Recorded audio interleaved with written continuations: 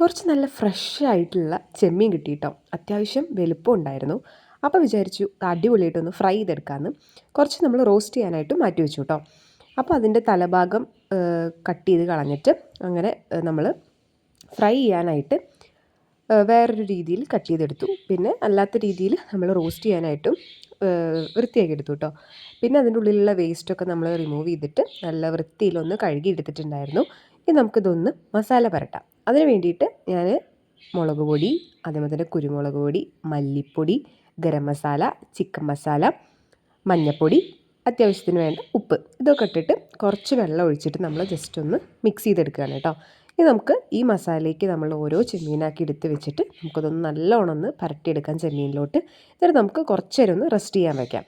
അതിന് മുമ്പേ ഒരു കാര്യം ചെയ്യണം. ഇതിൻ്റെ ഉള്ളിൽ ഞാൻ ഈർക്കലുണ്ടല്ലോ, അതൊന്ന് ജസ്റ്റ് ഒന്ന് കുത്തി കൊടുക്കുന്നുണ്ട്. വേറെ ഒന്നിനുമല്ല, ചെമ്മീൻ പെട്ടെന്ന് ചുരുണ്ട് പോകുമല്ലോ. അപ്പോൾ അതൊന്ന് ഒഴിവാക്കാൻ വേണ്ടിയിട്ടാണ് ഇങ്ങനെ ചെയ്യണത്. അല്ലാണ്ട് നിങ്ങൾക്ക് ഈർക്കൽ കുത്താണ്ട് നമുക്ക് ചെയ്യാം കേട്ടോ.